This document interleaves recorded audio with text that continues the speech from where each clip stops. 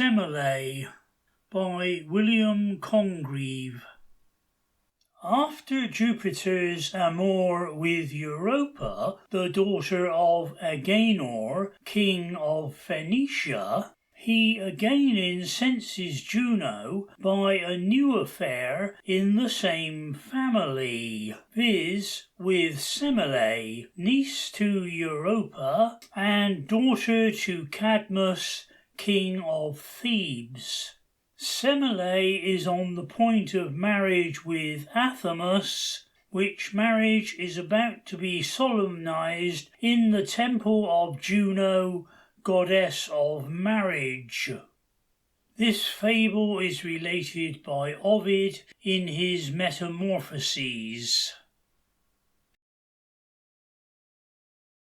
Act 1, Scene 1. The scene is the temple of Juno. Near the altar is a golden image of the goddess. The priests are in their solemnities as after a sacrifice newly offered. Flames arise from the altar, and the statue of Juno is seen to bow. Cadmus, Athamas, Semele, and Ino. Behold, auspicious flashes rise. Juno accepts our sacrifice. The grateful odor swift ascends, and see, the golden image bends.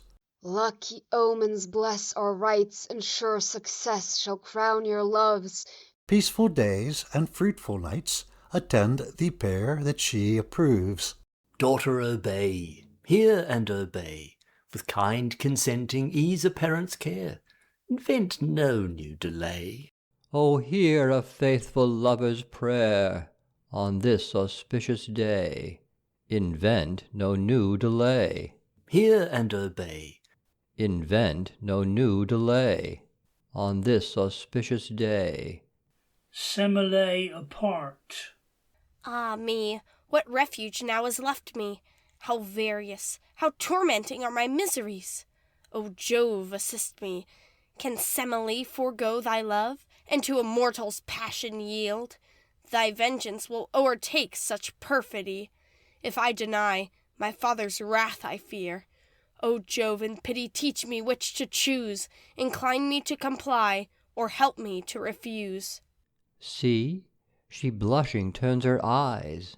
See, with sighs her bosom panting. If from love those sighs arise, nothing to my bliss is wanting. Hymen, haste, thy torch prepare. Love already his has lighted. One soft sigh has cured despair, and more than my past pains requited. Alas, she yields and has undone me. I can no longer hide my passion. It must have vent, or inward burning will consume me. Oh, Athamas, I cannot utter it. On me fair Ino calls with mournful accent, her colour fading, and her eyes o'erflowing. Oh, Semele! On me she calls, yet seems to shun me. What would my sister? Speak! Thou hast undone me. Why dost thou untimely grieve, and all our solemn rites profane? Can he or she thy woes relieve? Or I? Of whom dost thou complain? Of all, but all I fear in vain. Can I thy woes relieve? Can I assuage thy pain? Of whom dost thou complain? Of all, but all I fear in vain. It lightens, and thunder is heard at a distance. Then a noise of rain. The fire is suddenly extinguished on the altar. The chief priest comes forward. Avert these omens, all ye powers. Some god averse our holy rites controls. O'erwhelmed with sudden night, the day expires.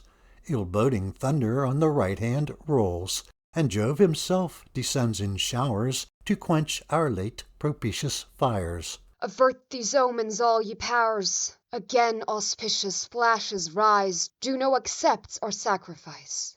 Flames are again kindled on the altar, and the statue nods. Again the sickly flame decaying dies. Juno assents, but angry Jove denies. The fire is again extinguished. Athamas apart. Thy aid, pronubial Juno, Athamas implores. Semele apart. Thee, Jove, and thee alone, thy Semele adores. A loud clap of thunder, the altar sinks. Cease your vows, 'tis impious to proceed. Be gone, and fly this holy place with speed. This dreadful conflict is of dire presage. Be gone, and fly from Jove's impending rage.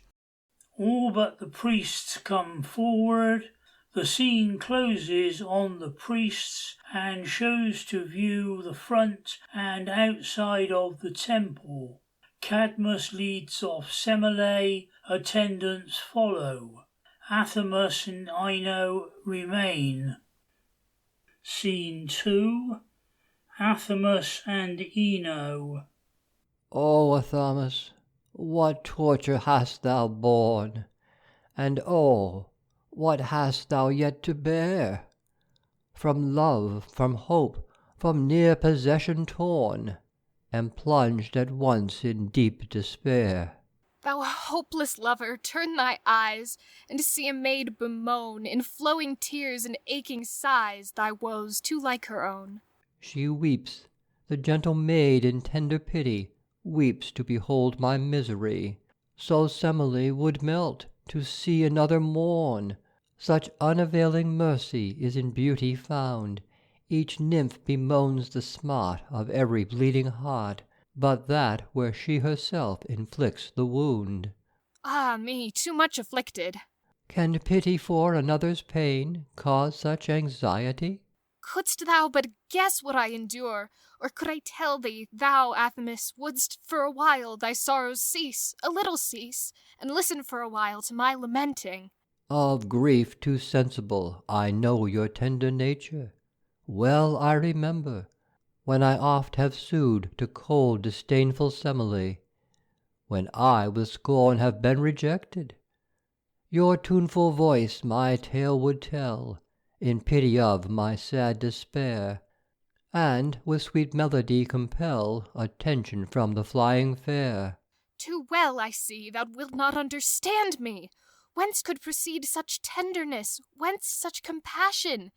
Insensible, ingrate! Ah, no, I cannot blame thee.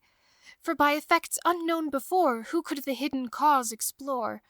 Or think that love could act so strange a part, to plead for pity in a rival's heart? Ah me, what have I heard? She does her passion own. What, had I not despaired? You never should have known.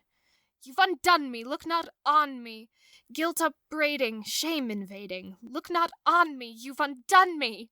With my life I would atone pains you've borne to me unknown. Cease, cease to shun me. Look not on me, you've undone me. Cease, cease to shun me. Love, love alone has both undone. Love, love alone has both undone. Scene 3. To them enter Cadmus attended. Wretched prince, doomed to disastrous love, ah me, of parents most forlorn, prepare, O Athamas, to prove the sharpest pangs that e'er were borne. Prepare with me our common loss to mourn. Can fate or Semele invent another, yet another punishment? Winged with our fears and pious haste, from Juno's fane we fled. Scarce we the brazen gates had passed, when Semele round her head with azure flames was graced, whose lambent glories in her tresses played. While this we saw with dread surprise, swifter than lightning downward tending, an eagle stooped, of mighty size, on purple wings descending. Like gold his beak, like stars shone forth his eyes. His silver plumy breast was snow contending. Suddenly he snatched the trembling maid, and soaring from our sight conveyed, diffusing ever as he lessening flew, celestial odour and ambrosial dew. Prodigy, to me of dire portent. To me, I hope, of fortunate event. Scene 4. Enter to them the chief priest with augurs and other priests. See Jove's priests and holy augurs come. Speak of Semele, and me declare the doom. Hail, Cadmus, hail! Jove salutes the Theban king. Cease your mourning, joys returning, songs of mirth and triumph sing. Endless pleasure, endless love, Semele enjoys above. On her bosom Jove reclining, useless now his thunder lies. To her arms his bolts resigning, and his lightning to her eyes. Endless pleasure, endless love, Semele enjoys above. Haste, haste, haste, to sacrifice prepare, once to thee thunderer, once to thee fair. Jove and Semele implore, Jove and Semele like honours share, whom gods admire, let men adore. Haste, haste, haste, to sacrifice prepare. Hail, Cadmus, hail! Jove salutes the Theban king. Cease your mourning, joys returning, songs of mirth and triumph sing. Exeunt omnes. End of Act 1. Act 2. Scene 1. The scene is a pleasant country. The prospect is terminated by a beautiful mountain adorned with woods and waterfalls. Juno and Iris descend in different machines. Juno in a chariot drawn by peacocks, Iris on a rainbow. They alight and meet. Iris, impatient of thy stay, from Samos have I winged my way to meet thy slow return. Thou knowest what cares infest my anxious breast, and how with rage and jealousy I burn. Then why this long delay? With all his speed, not yet the sun through half his race has run, since I to execute thy dread command have thrice encompassed seas and land. Say, where is Semele's abode?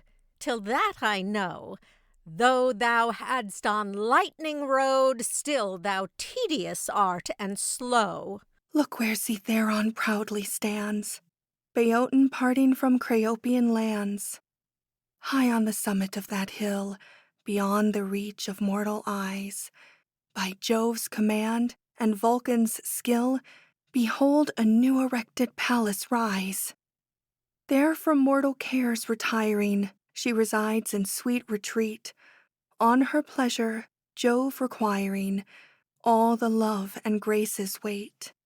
Thither Flora the fair with her train must repair, her amorous Zephyr attending, all her sweets she must bring to continue the spring, which never must there know an ending. Bright Aurora, 'tis said, from her old lover's bed, no more the grey orient adorning, for the future must rise from fair Semele's eyes, and wait till she wakes for the morning. No more, I'll hear no more. How long must I endure? How long with indignation burning from impious mortals bear this insolence? Awake, Saturnia, from thy lethargy.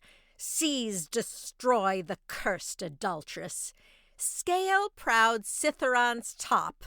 Snatch her, tear her in thy fury, and down, down to the flood of Acheron let her fall, fall, rolling down the depths of night, never more to behold the light. If I am owned above, sister and wife of Jove, sister at least I sure may claim, though wife be a neglected name.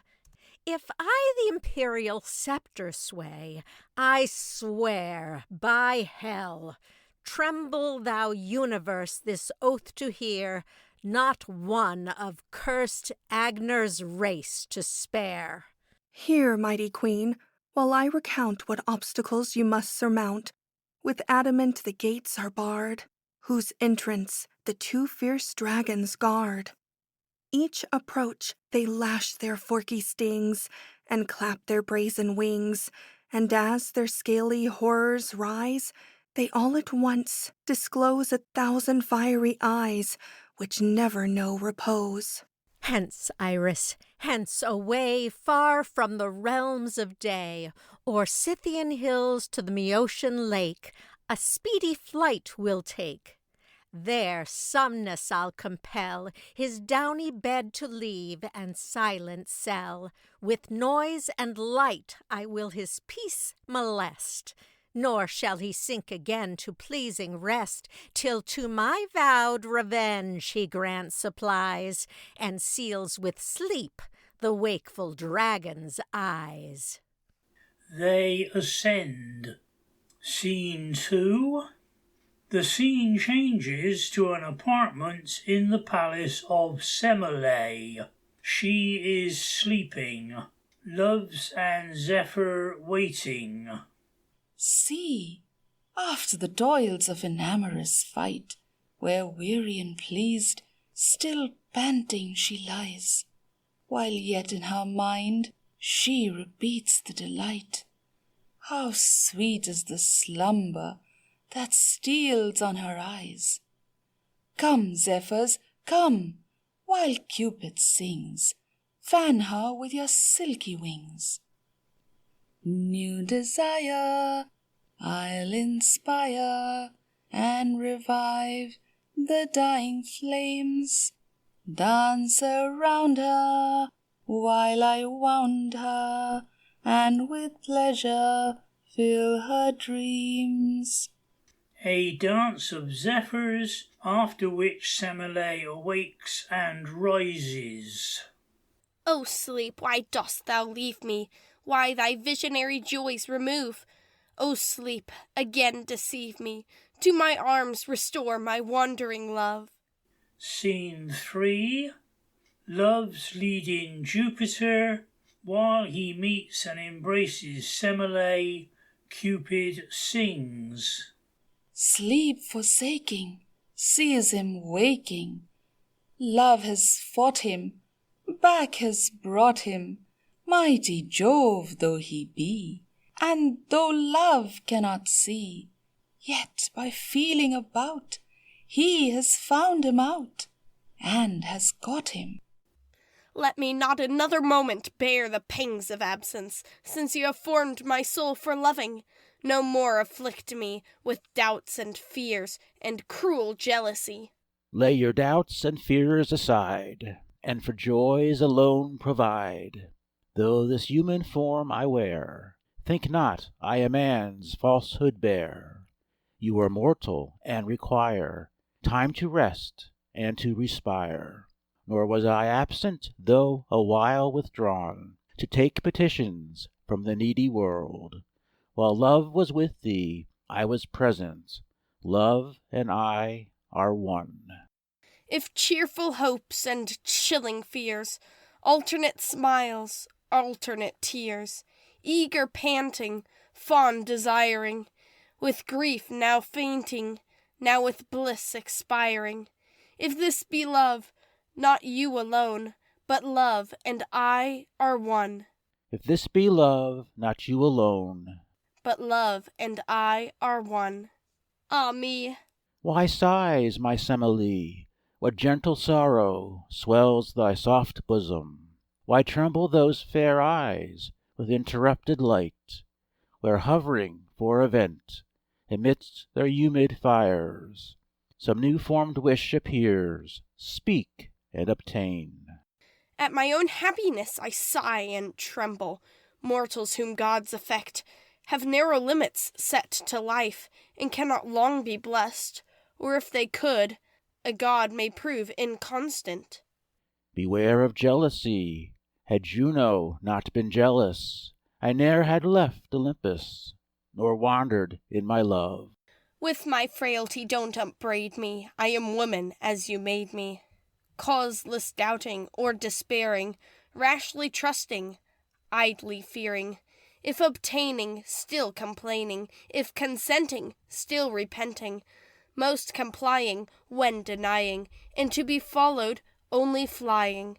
With my frailty don't upbraid me, I am woman as you made me. The sex of Jove's the masterpiece, though of thy sex art most excelling. Frailty in thee is ornament, in thee perfection, given to agitate the mind, and keep awake men's passions, to banish indolence and dull repose, the foes of transport and of pleasure.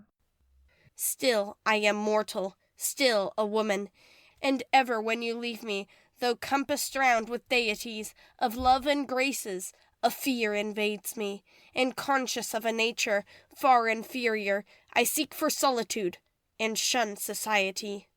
Jupiter apart. Too well I read her meaning, but must not understand her. Aiming at immortality, with dangerous ambition, she would dethrone Saturnia, and reigning in my heart, would reign in heaven. Lest she too much explain, I must with speed amuse her. It gives the lover double pain, who hears his nymph complain, and hearing must refuse her. Why do you cease to gaze upon me? Why musing turn away? Some other object seems more pleasing. Thy needless fears remove, my fairest latest only love. By my command, now at this instant, 2 winged zephyrs from her downy bed, thy much loved Ino bear, and both together wait her hither through the balmy air. Shall I my sister see, the dear companion of my tender years? See, she appears, but sees not me, for I am visible, alone to thee. While I retire, rise and meet her, and with welcomes greet her. Now all the scenery to Arcadia turn, the seat of happy nymphs and swains. There without the rage of jealousy they burn, and taste the sweets of love without its pain. Scene 4. Jupiter retires. Semele and Ino meet and embrace. The scene is totally changed and shows an open country. Several shepherds and shepherdesses enter. Semele and Ino, having entertained each other in dumb show, sit and observe the rural sports, which end the second act. End of Act 2. Act 3. Scene 1. The scene is the cave of sleep. The god of sleep lying on his bed. A soft symphony is heard. Then the music changes to a different movement. Juno and Iris. Somnus, awake, raise thy reclining head. Thyself forsake, and lift up thy heavy lids of lead. Somnus waking. Leave me, loathsome light. Receive me, silent night. Lethe, why does thy lingering current cease? Oh, murmur me again to peace. Somnus sinks down again. Dull God, canst thou attend the water's fall, and not hear Saturnia call? Peace, Iris, peace. I know how to charm him. Pasithia's name alone can warm him. Only love on sleep has power. Over gods and men, thou Somnus reign. Love alternate has his hour. Somnus, arise, disclose thy tender eyes. For Pasithia's sight, endure the light. Somnus, arise. Somnus rising. More sweet is that name than a soft purling stream.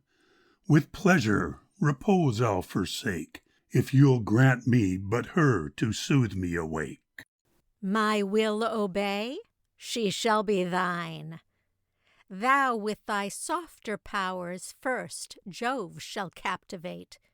To Morpheus then give order, thy various minister, that with a dream in shape of Semele, but far more beautiful and more alluring, he may invade the sleeping deity, and more to agitate his kindling fire, still let the phantom seem to fly before him, that he may wake impetuous, furious in desire, unable to refuse whatever boon her coyness shall require.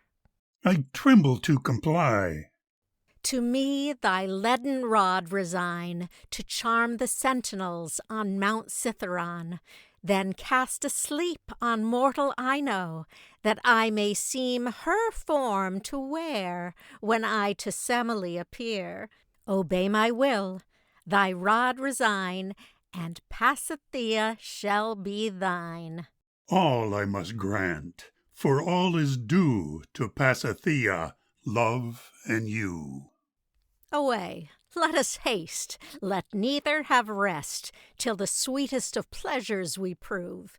Till of vengeance possessed I doubly am blessed, and thou art made happy in love. Exeunt Juno and Iris. Somnus retires within his cave. The scene changes to Semele's apartment. Scene 2. Semele alone. I love and am loved, yet more I desire. Ah, how foolish a thing is fruition! As one passion cools, some other takes fire, and I'm still in a longing condition. Whate'er I possess soon seems an excess, for something untried I petition. Though daily I prove the pleasures of love, I die for the joys of ambition. Scene 3. Enter Juno as Ino with a mirror in her hand. Juno apart. Thus shaped like Ino, with ease I shall deceive her, and in this mirror she shall see herself as much transformed as me. Juno to Semele. Do I some goddess see, or is it Semele? Dear sister, speak. Whence this astonishment? Your charms improving to divine perfection show you were late admitted among celestial beauties. Has Jove consented, and are you made immortal? No, I still am mortal, nor am I sensible of any change or new perfection. Juno giving Semele the glass. Behold, in this mirror whence comes my surprise. Such luster and terror unite in your eyes, that mine cannot fix on a radiance so bright. 'Tis unsafe for the sense, and too slippery for sight. Semele looking in the glass. Oh, ecstasy of happiness, celestial graces I discover in each feature.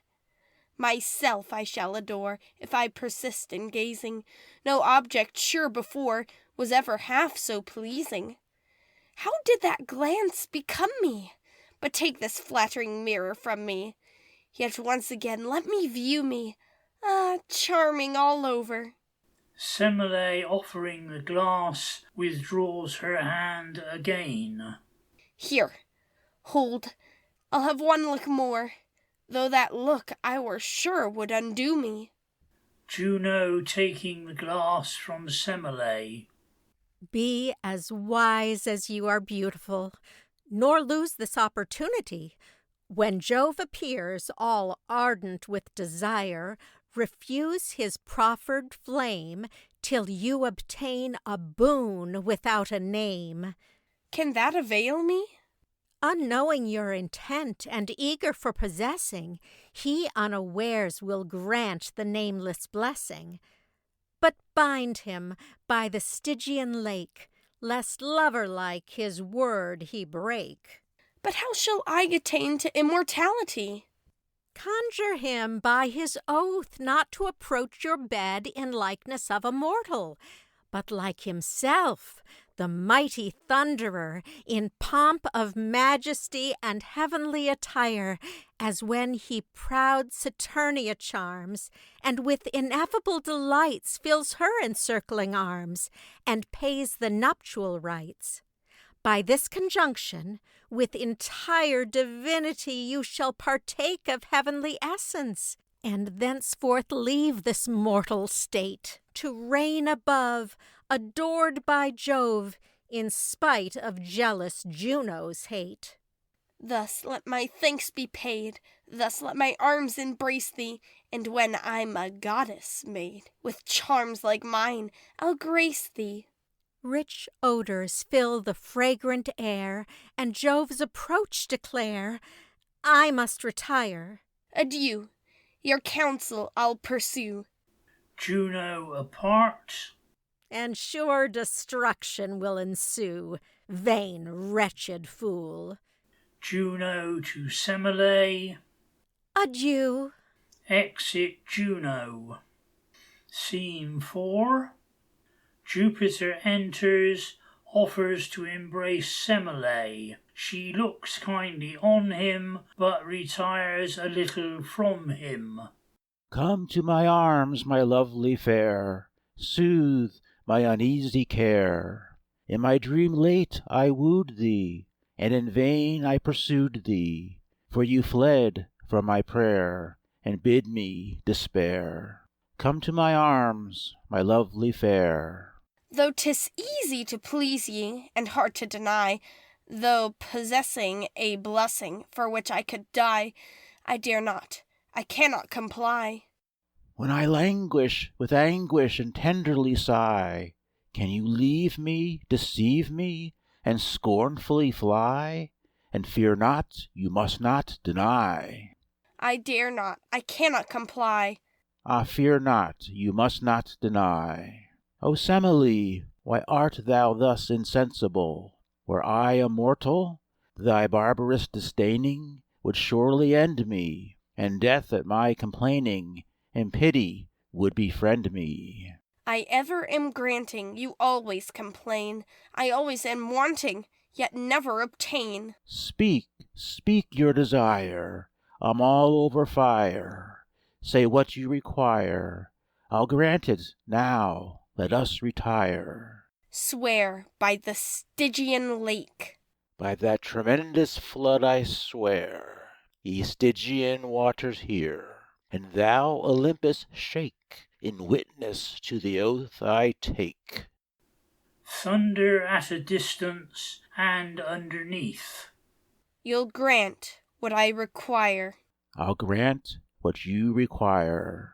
Then cast off this human shape which you wear, and Jove, since you are, like Jove to appear, when next you desire I should charm ye, as when Juno you bless, so you me must caress, and with all your omnipotence arm ye. Ah, take heed what you press, for beyond all redress, should I grant what you wish, I shall harm ye. I'll be pleased with no less than my wish in excess. Let the oath you have taken alum ye. Haste, haste, and prepare, for I'll know what you are, so with all your omnipotence arm ye. Scene 5. Semele withdraws. Jupiter remains pensive and dejected. Ah, whither is she gone, unhappy fair? Why did she wish? Why did I rashly swear? 'Tis past recall, she must a victim fall. Anon, when I appear, the mighty thunderer armed with inevitable fire, she needs must instantly expire. 'Tis past recall, she must a victim fall. My softest lightning yet I'll try, and mildest melting bolt apply. In vain, for she was framed to prove none but the lambent flames of love. 'Tis past recall, she must a victim fall. Scene 6. Juno appears in her chariot ascending. Above measure is the pleasure which my revenge supplies. Love's a bubble gained with trouble, and in possessing dies. With what joy shall I mount to my heaven again, at once from my rival and jealousy freed? The sweets of revenge make it worth while to reign, and heaven will hereafter be heaven indeed. Juno ascends. Scene 7. The scene opening discovers Semele lying under a canopy, leaning pensively. While a mournful symphony is playing, she looks up and sees Jupiter descending in a black cloud. The motion of the cloud is slow. Flashes of lightning issue from either side, and thunder is heard grumbling in the air. Ah me, too late, I now repent my pride and impious vanity. He comes, far off his lightning scorch me. I feel my life consuming. I burn, I faint, for pity I implore. Oh help, I can no more. Semele dies. As the cloud which contains Jupiter is arrived just over the canopy of Semele, a sudden and great flash of lightning breaks forth, and a clap of loud thunder is heard. Then at one instant Semele, with the palace and the whole prospect scene, disappears, and Jupiter reascends swiftly. The scene, totally changed, represents a pleasant country, Mount Cithaeron closing the prospect. Scene 8. Enter Cadmus, Athamas, and Ino. Of my ill-boding dream, behold the dire event! O terror and astonishment! How I was hence removed, or hither how returned, I know not, so long a trance withheld me. But Hermes in a vision told me, as I have now related, the fate of Semele, and added, as from me he fled, that Jove ordained I Athamas should wed. Be Jove and everything obeyed. Cadmus joins their hands. Unworthy of your charms, myself I yield. Be Jove's commands and yours fulfilled. See from above the bellying clouds descend, and big with some new wonder this way tend. Scene 9. A bright cloud descends and rests on Mount Cithaeron, which, opening, discovers Apollo seated in it as the god of prophecy. Apollo comes to relieve your care, and future happiness declare. From tyrannous love all your sorrows proceed. From tyrannous love you shall quickly be freed. From Semele's ashes a phoenix shall rise, the joy of this earth and delight of the skies. A god he shall prove, more mighty than love, and a sovereign juice shall invent, which antidote pure the sick lover shall cure, and sighing and sorrow forever prevent.